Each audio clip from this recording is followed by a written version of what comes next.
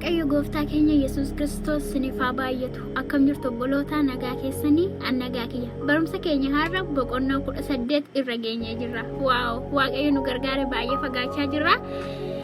Har'a mo boqonnaa 18 keessatti waan sadi ilaalla. Innis waa'ee warra Leewwotaa fi waa'ee sabni sun akka wanta cigga'amaa hin hojjenne waan isaan irraa of eeggachuu qaban kan itti himuu fi waa'ee immoo Waaqayyo isin keessa obboloota keessan keessa raajii akka keetii saba sanaaf nan erga obboloota isaanii keessa jedhee Waaqayyo Museetti dubbatee agarra jechuudha.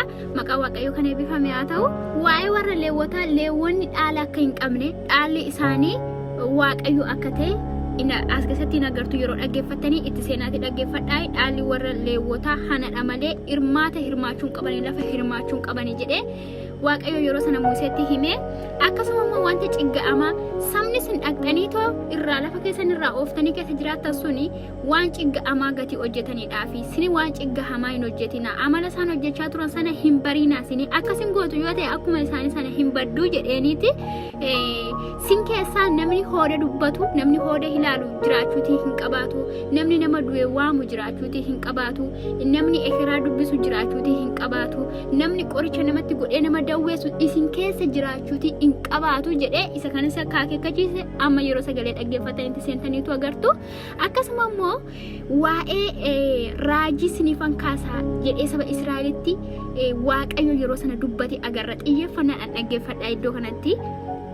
Sabni Israa'el yeroo biyya Gibxiitii ba'anii osoo daandii deemanii gaara Siinaa irratti Waaqayyo isaanitti dubbate.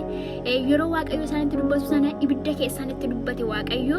Yeroo sana sabni Israa'el sodaatanii nuti sagalee Waaqayyo keenya deebinee akkanatti faanifatti dhagahuu hin barbaannu gurra keenyaan jedhan yeroo sana Museedhaanii. Akkasuma immoo ibidda kanas ijaan arguu hin barbaannu.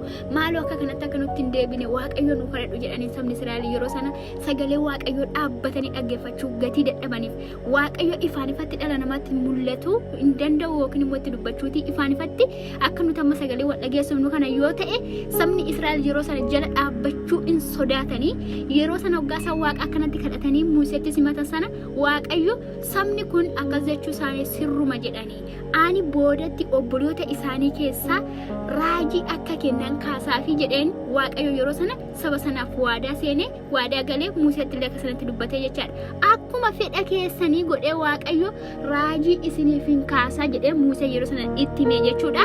Akkuma sana Waaqayyo nuuf raawwate raajii jaalu Yesuus Kiristoos nuuf erge Waaqayyo maqaan isaa kan eebbifame haa ta'u. Isaan kana hubannaa har'a boqonnaa 18 keessatti xiyyeeffannoodhaan dhaggeeffadhaatii eebbifama Waaqayyo sinaa eebbisu.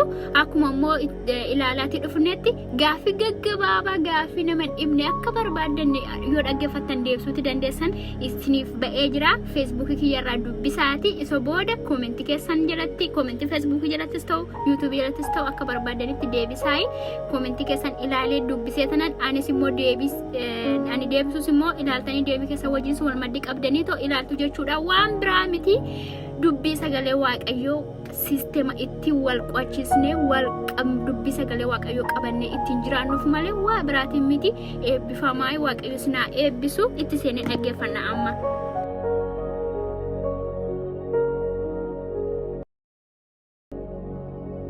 Leewwonni warri luboonni kana jechuunis guutummaan gosa Leewwii aarsaa gubamu isa akka qooda Waaqayyootti dhiyaatu sana nyaatan malee gosa Israa'el warra kaanii wajjin qooda yookiis dhaala hin hirmaatin.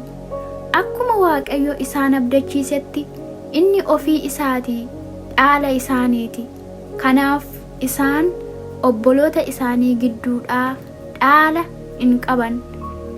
Namoonni warri korma yookiis hoolaa aarsaa dhiyeessan harka mangaagaa lamaan mi'a garaas lubaaf haa kennan.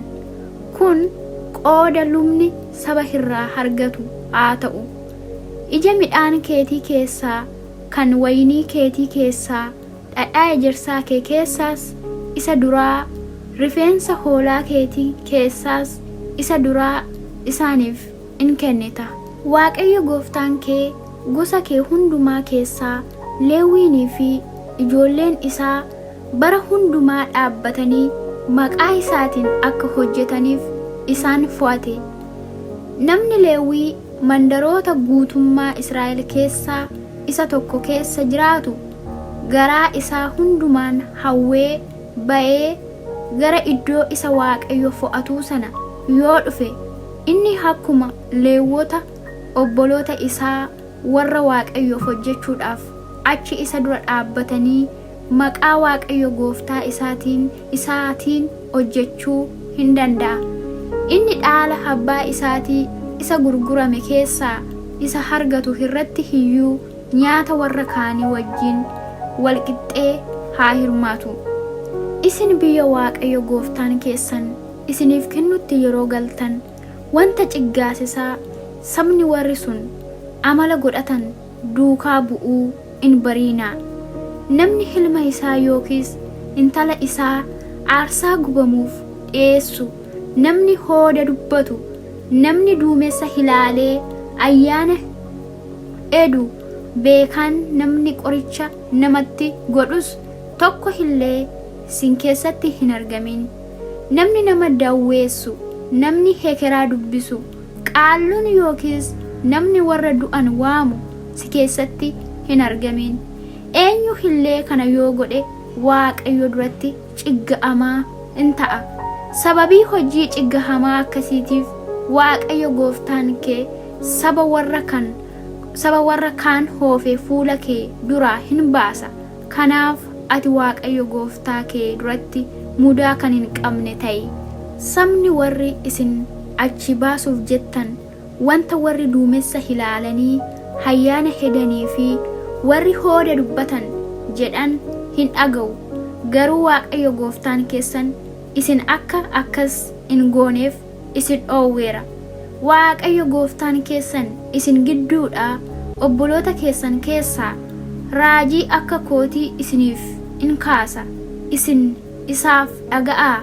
Kun hundinuu akka fedha keessanii isa isin guyyaa walga'ii sana tulluu Siinaatti nuyi akka hin dhumnetti deebinee sagalee Waaqayyo gooftaa keenyaa akka hin dhageenye, ibidda guddaa kanas deebinee akka hin argine nuuf godhi jettanii Waaqayyo gooftaa keessan kadhattanidha.